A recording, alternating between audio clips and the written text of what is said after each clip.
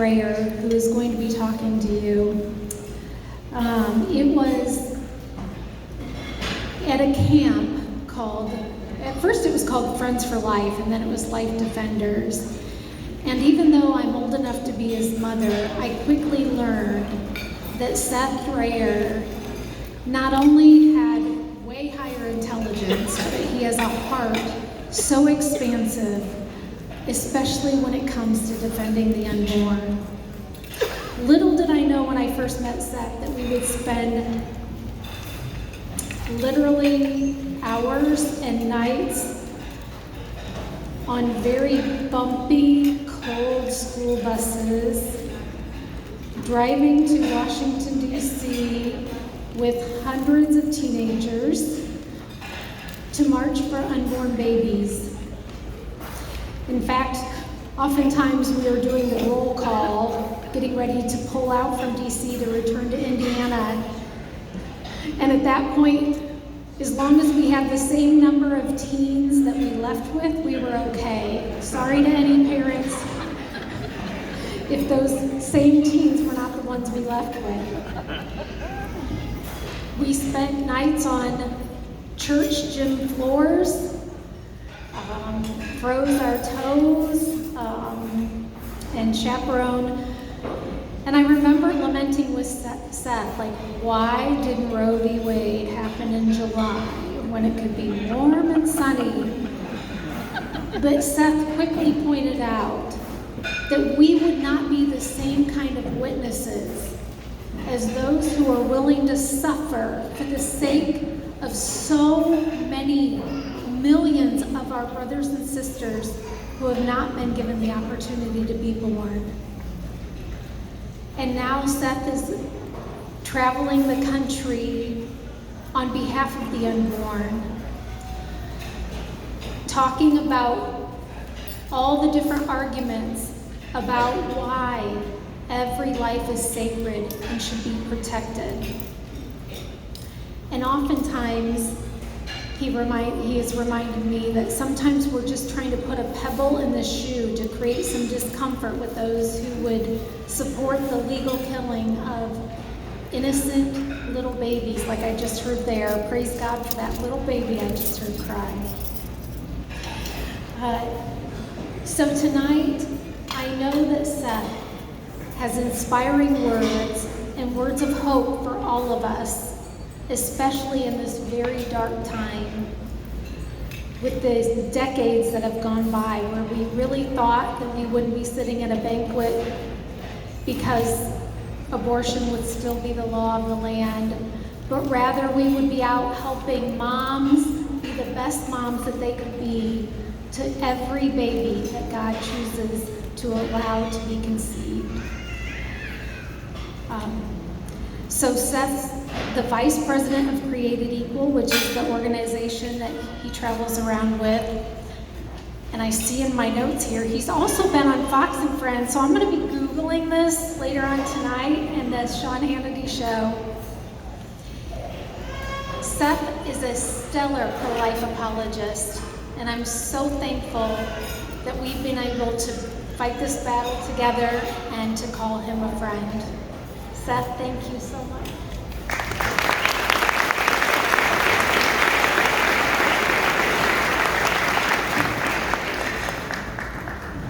Where were you?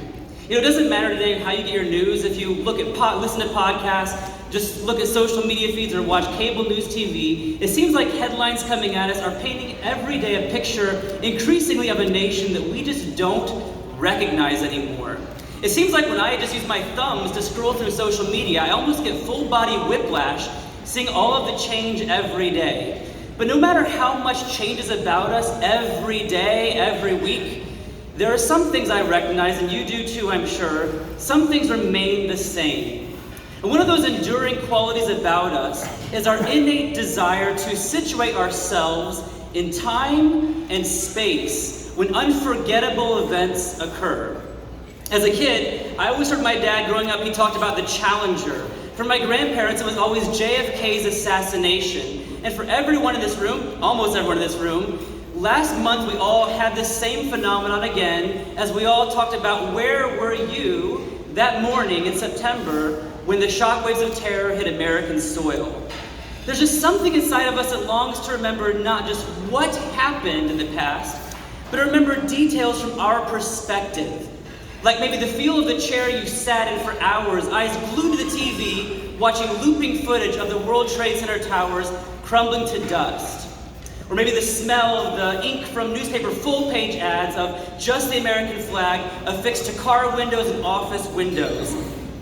Me, I can still remember the slick, hard plastic desks, usually super uncomfortable, but suddenly the only place I wanted to be on 9/11, when suddenly at Norwell High School in Austin, Indiana, our classrooms became full-blown geopolitical lectures as news stations beamed news shows into our classrooms all day long.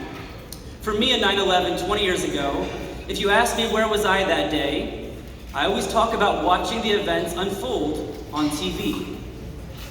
But on 9/11, there was another man who was watching TV, who saw what I saw Manhattan engulfed in smoke, who turned off the TV. His name was Vincent Ardolino. He was a slightly crusty New York Italian fisherman who took action on 9/11. Now I remember watching the smoke and the people who were running from the storm of debris and dust in Manhattan just washed white by all the dust, emerging like ghosts, trying to take flight from Manhattan from the attacks. But I never thought about, as I watched TV, I never thought about how they would realize two things as they're fleeing the World Trade Center towers. Number one, Manhattan is an island. And number two, the officials, expecting further attacks any moment, had sealed the island off. So buses, subways, commuter rails, roadways, bridges, tunnels, everything was closed. Total lockdown on 9/11. Nowhere to go except the water's edge. Now there were a few ferries that were transporting lucky ones on the water's edge, but there just weren't enough ships. Desperate for fresh air, people fleeing all the dust and the debris, fearful of bombs that might go off anywhere at any moment in Manhattan, some just jumped in the water, desperate to get away. Vincent was watching TV. He thought about them, but he also thought about what he could do. And that's why when years later, when Vincent would tell his 9/11 story, Where Were You?, it would be the tale of a hero. Because Vincent immediately turned to his wife and said, I've got to do something. She said, but what if there are more attacks? Vincent was undeterred. He jumped in the amberjack, his fishing boat, and started chugging his way toward ground zero. As soon as he saw the panicked people on the shores, he saw the few ferries taking them away, and Vincent thought, I can't save them all. But he did what he could. He started filling his fishing boat, not with fish, but people, and taking them to a safe place. He wasn't alone. Behind him, the boats kept coming. There were over 150 boats in total that just answered the call that day, saw the people needing help, and came to save them. And remarkably, these were mostly civilian vessels, private boats, party boats. And over 9 hours, this makeshift civilian fleet transported 500,000 people to safety. That's twice the size of Fort Wayne. Now this became the great boat lift story of 9/11. And this boat lift story reminds us of something else that does not change about us as a people. And that is when tragedy strikes, normal people, Joes and Janes among us, they rise to help their neighbor. That was true on 9/11. It remains true today, no matter our present darkness. There are lessons here for us as we try to call on others to join our effort to save babies from abortion. Number one, we should focus on normal people, not the elites. Number two, we should remember that those normal people often become rescuers when there is some kind of event. And number three, we must roll up our sleeves now because there is an event that may be appearing on the horizon. A couple weeks ago at Create Equal, we took our team to University of Cincinnati. We unloaded all of our signs showing babies killed by abortion, and we did what we do, which is talk to students walking by asking, what do you think about abortion? Our goal is constructive dialogue to challenge prejudice, to compel compassion for the mangled preborn people on our signs. And that day we also rigged up what we call open microphone. We have a couple microphones connected to speakers, and students walking by can say whatever they want, and I'll respond to questions or comments, and it's all amplified by speakers so people around can hear this. Now within minutes that day at UC, several hundred students surrounded me. These weren't the friendly type. These were hardened lovers of abortion. They began the tired old chants you've heard before, my body, my choice, not drowning just me out, but drowning out their fellow students trying to ask me questions. They said all kinds of vile things. Like one guy who said, that fetus can't be human. She's smaller than my censoring fecal matter. Two young girls grabbed Bluetooth speakers, put them behind my ears, played farting noises trying to intimidate us. One guy tried to prove his petty meanness by grabbing what he thought was my water bottle and pouring it out for the cheering crowd. I admit I took probably a little too much pleasure saying to this supposed champion of women's rights that he hadn't poured out my water, but my female colleague's water bottle. Now for 3 hours we engaged this crowd, and when it concluded, there was one student who hung back and said, look at that crowd. Look how they responded to you. Are you achieving anything? And that's a fair question, but he misunderstood my goal that day. Now, I do think there were some in that crowd caught up in a moment, following the crowd who later on would remember a couple of things. Now these pictures of dead babies are burned into their hearts. They also remember how they treated us versus how we treated them. As Cindy said, that can be the pebble in the shoe that may bring change one day.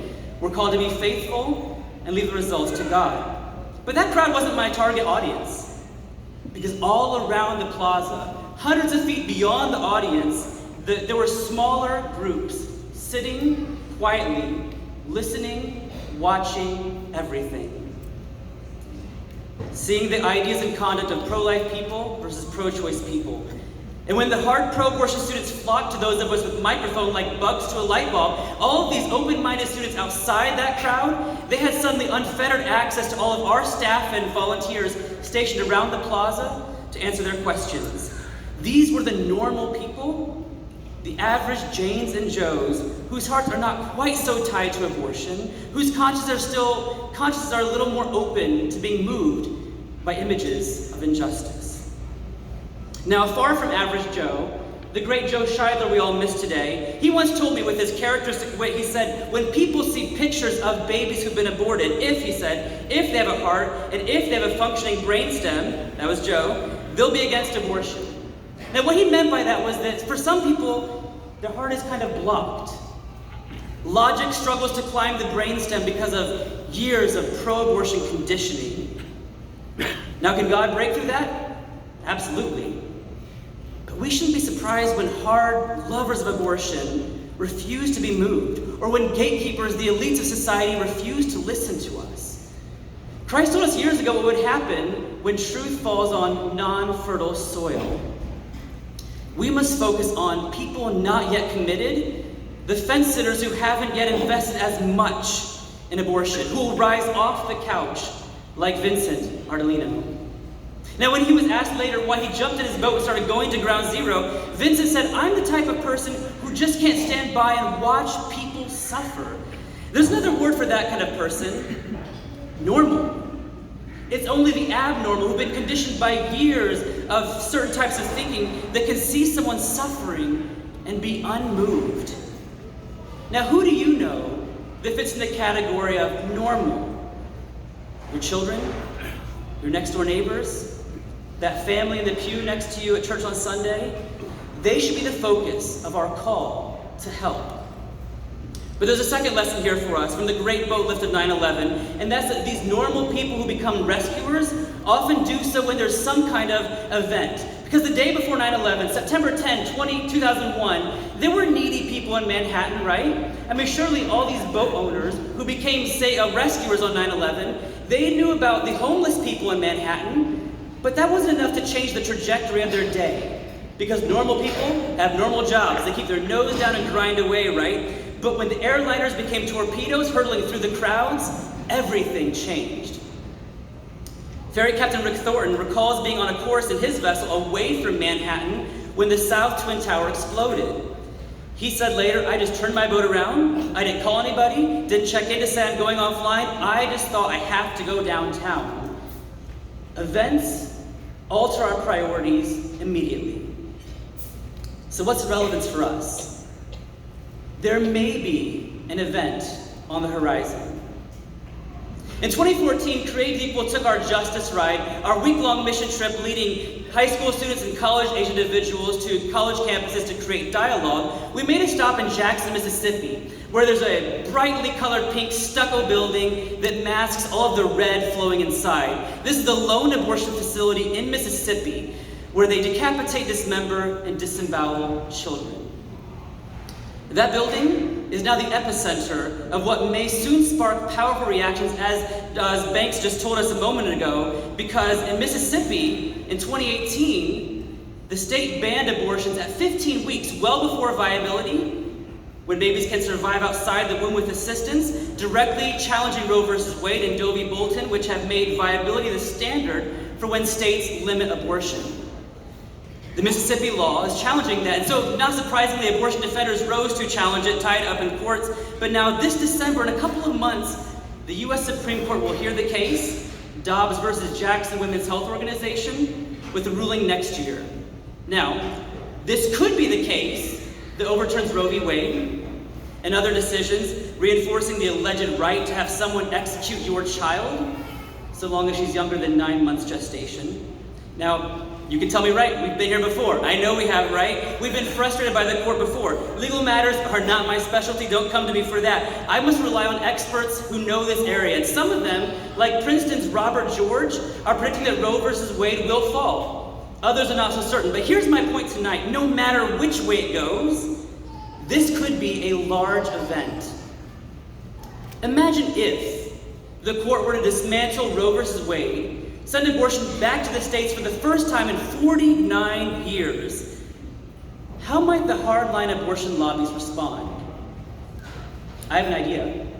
Can you remember when President Trump took office? Feels like decades ago, right? But remember that day, the day after he took office, there was a convergence of cultural elites and abortion lovers in D.C. for the so-called Women's March. And Create Equal's team was there. Now, I've been in some pretty good-sized crowds before. This was a singular experience. About 20 of us in the middle of literally 500,000 abortion devotees. When someone yelled, "Yay, abortion!" throngs took up the chant around us. When they saw our signs, the hordes descended on us. And all of this when just the thought of President Trump threatened them. That provides a tiny peek into how they might respond if sacred cows like Roe v. Wade were to crumble. And what if the court were to rule the other way, further enshrining abortion into legal precedent? It wouldn't be rioting in the streets, but in mass celebration of the cultural elites and abortion lovers in the street.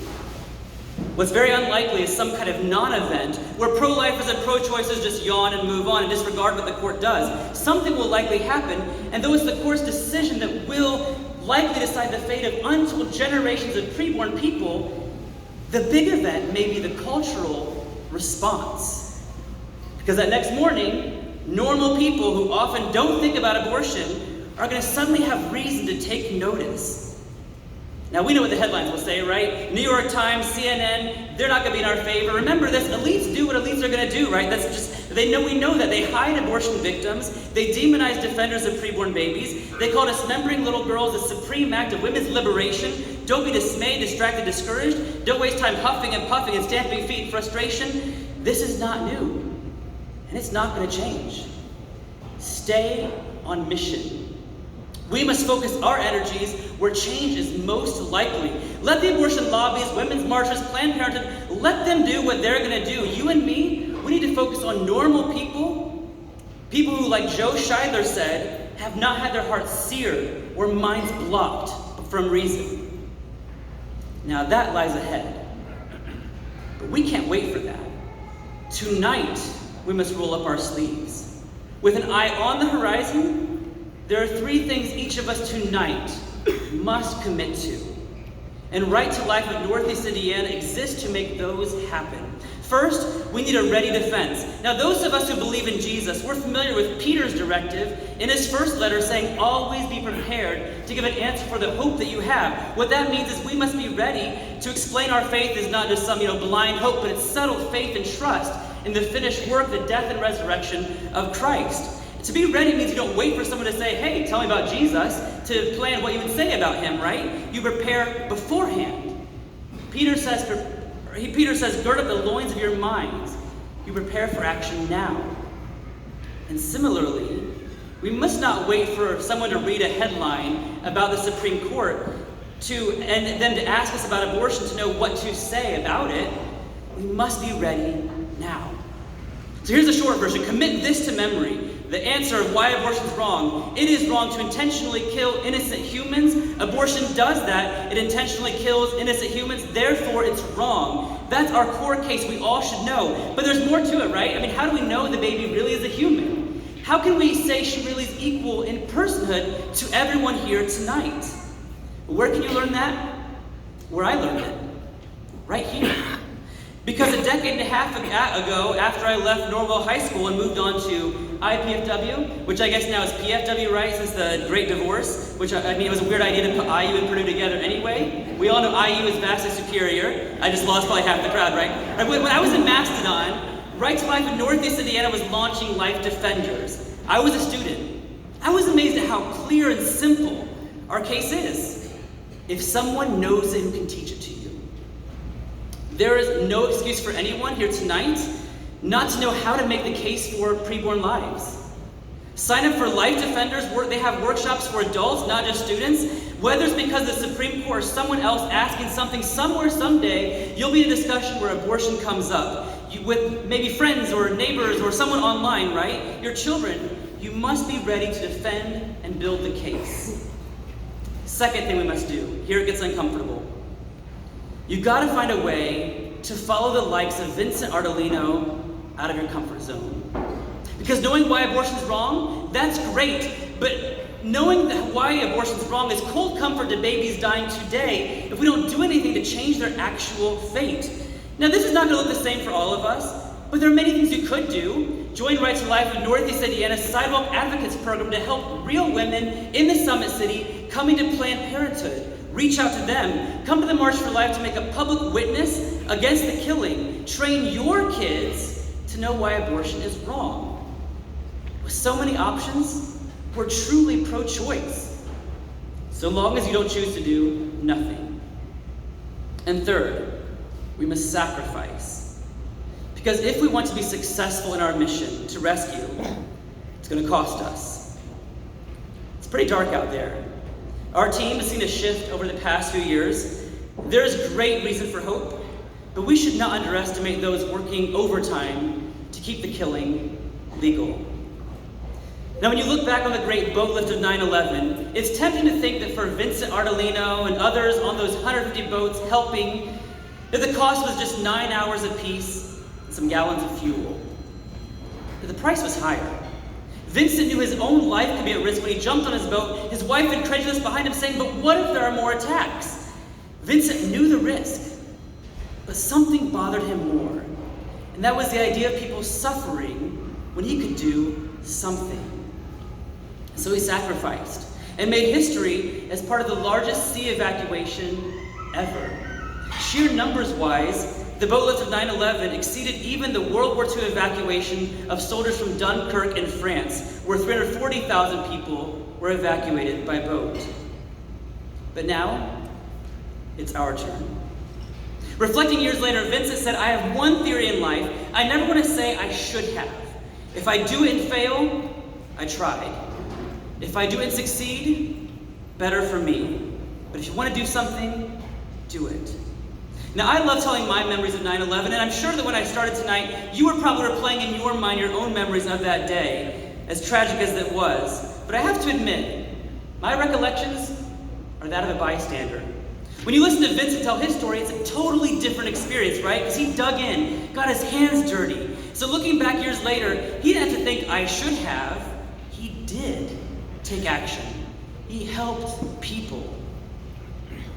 What about you? 9/11 is over. But how will you look back on tonight? October 4th, 2021. It's not going to live in infamy, right? Like that September day.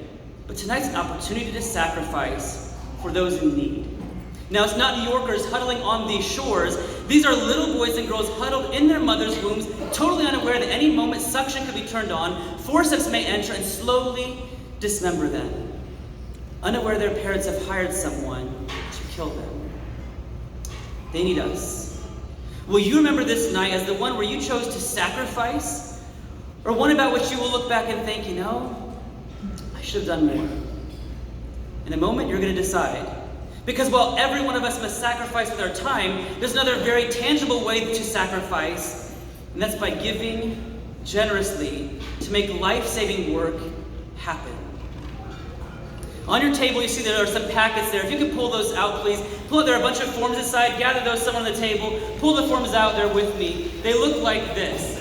Go ahead and grab this piece of paper and pass them around to everyone. Now, you might be thinking tonight, I didn't come ready to give. I can't give tonight. Please still take one. Because as I said, we all must be equipped and engaged in this battle. So even if all you do is fill out the information, that is important. Because you must remain connected to Right to Life of Northeast Indiana to stay engaged in this mission. So please take this out. Everyone, first of all, start here. Just fill out your information, name, address, and so on. And as you're filling that out, you can see on the other side some things you can invest in. So let me give you some just highlights on the back side of this paper of ways you can invest tonight to save lives. I'm going to start with the first one, which is the first one, super cheap at $25. You can invest in fetal models for one youth group. As a former youth minister, I know how important it is to have visuals for our youth to see the true people we're talking about. Looking forward, things you can invest in tonight, a gift of $150 will pay for one student, this is near and dear to my heart, one student to go to Life Defenders training next summer, where I will also be teaching. Life Defenders is an important event where we train groups of preborn defenders not just to know how to make the case against abortion. We're sending these people who have time and flexibility to the marketplace of ideas to make life-saving dialogue about abortion actually happen. You'll see for a gift of $1,000 tonight, you can sponsor one of Right to Life's legislative forums where people come and they hear how actual bills, actual leaders are advancing the case for life, saving real people. You could also, if you're able to provide a gift of $2,500 tonight, you could fund the March for Life, the great moment of showing Fort Wayne that people here care about this forgotten people. Those are some ways you can give, some things you're investing in. But tonight, what can you give? Your amount, I have no idea what you can give. I don't know your situation. All I know is we're charged in God's word to give generously. Now, Vincent and everyone on those 150 boats ferrying New Yorkers, they demonstrated generosity, risking their lives, giving their time, offering their private property, their boats to great wear and tear as people rushed aboard, exceeding occupancy, clambering aboard. Sacrifice like that is inspiring, right? Because we all know deep within that is how we are meant to live. In the book of 1 John, the Apostle John calls us to follow the supreme example of this. Vincent and many others that we look to as heroes, they're shadows of the great hero, Jesus himself. And in 1 John, John writes about Jesus who was the supreme hero. In chapter 3, verse 16, we know why. He writes, "By this we know love, that he, Christ, laid down his life for us. And we ought to lay down our lives for our brothers." Now, John is giving us the ideal to follow sacrificial love, but he goes on to say what this means very tangibly. He says, "If anyone has the world's goods and sees his brother in need, yet closes his heart against him, how does God's love abide in him?" So what does John mean by the world's goods here? Surely he means anything tangible you have, your neighbor that your neighbor needs. For Vincent, it was his pride and joy boat, the Amberjack. What does it mean for you tonight?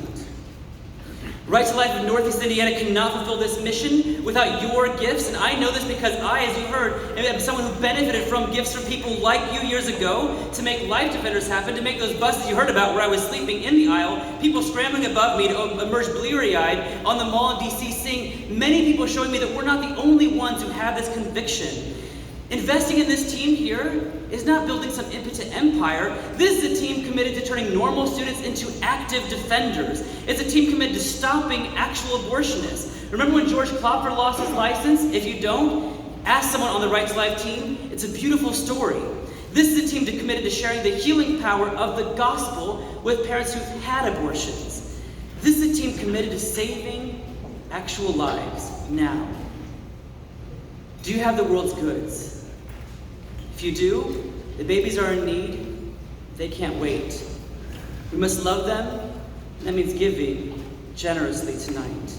So I don't know what you can give. I just know that we should give with joy and generosity. We have a goal tonight. I believe it's $195,000, and I think we can reach that. But as you help us reach that goal, remember it's not just a one-time gift tonight. Ongoing monthly gifts are incredibly important for organizations to keep investing in ongoing projects and not having to go back out on the circuit to raise more money. And please remember, as I'm asking you to give generously, every gift counts. Don't look at your neighbor and think, I wonder what he's going to give. Think about you and what you can give. And once you finish, please take your forms, your checks, put them back in the envelopes. They'll be left on the table for us to gather again this evening. So tonight I started with, where were you? And I recall 20 years ago, I'm sure many of you replayed to that memory in your mind too, but there are some here tonight, and I have 4 at home who don't remember 9/11 because they didn't exist yet. This year on the anniversary, Aubrey and I took our 4 children to a local memorial to remember and to teach. Hearing what happened, seeing the names of those lives lost, our kids were awestruck. Our little 3-year-old leaned into me and she said, Daddy, it's just so sad this actually happened. As I watched the process that I thought about Vincent and others like him. When he would see someone struggling to process 9/11 though, he was able to balance that horror with his beautiful tale of rescue. What a privilege, what an honor that must have been. But that honor is afforded to everyone here tonight. Because regardless of what happens with the court, or Congress, or other big events, a bigger event is coming, a better day. The day after the great resurrection, when we will have all of eternity for unending fellowship, where we'll have plenty of time for the where were you conversations, where we'll look back on events and battles from this present age. And I imagine the conversation will time and again come back to elective abortion in America. And as we swap stories, eventually it'll be your turn, my turn, where someone will say, so you were in America while elective abortion happened? While image bearers are being killed by the thousands every day? Wow. Where were you? What did you do? How will you answer that question? I want to be clear. Doing good works for anyone doesn't get you into heaven. Faith in Christ alone is why you're there. But how you choose to invest tonight, your time, your talent, and your financial gifts will have eternal consequences. How will you answer that question in the next age when you're asked what you did while babies were dying? Will you remember sacrificing or holding back? Choice is yours.